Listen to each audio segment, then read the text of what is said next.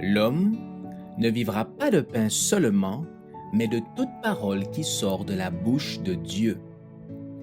Voici votre moment de méditation quotidienne.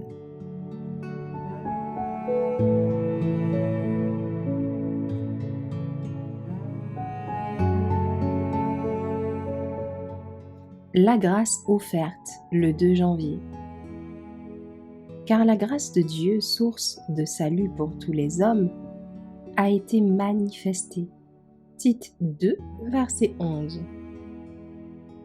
En désobéissant au commandement de Dieu, l'homme tomba sous la condamnation de la loi. Cette chute rendit nécessaire la manifestation de la grâce de Dieu envers les pécheurs.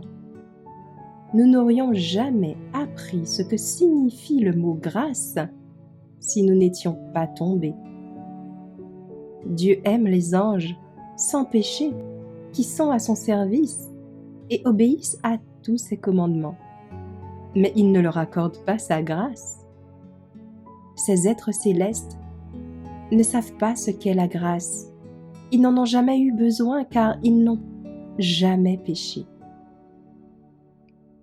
La grâce est un attribut de Dieu qui n'est révélé qu'aux êtres humains sans mérite. Nous ne sommes pas allés à sa recherche, mais c'est elle qui fut envoyée à notre recherche. Dieu se réjouit de répandre cette grâce sur tous ceux qui la désirent ardemment. À tous, il présente des paroles de miséricorde.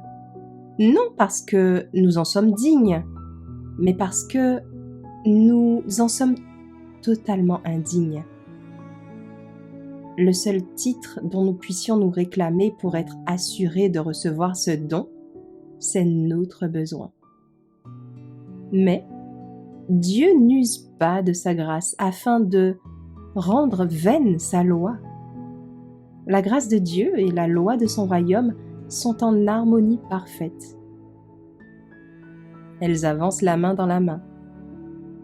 Sa grâce nous permet de nous approcher de lui par la foi. Nous rendons la loi grande et honorable lorsque nous appliquons ces principes de vie par la puissance de la grâce du Christ.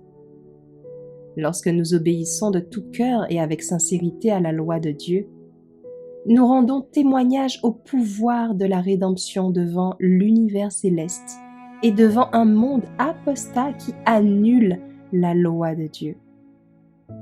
Dieu nous aime, non parce que nous l'avons aimé les premiers, mais il nous aime lorsque nous étions encore pécheurs. Romains 5, verset 8. Christ est mort pour nous, et il a ainsi pleinement pourvu à notre rédemption. Bien que par notre désobéissance, nous avons mérité le déplaisir de Dieu et sa condamnation, il ne nous a pas abandonnés.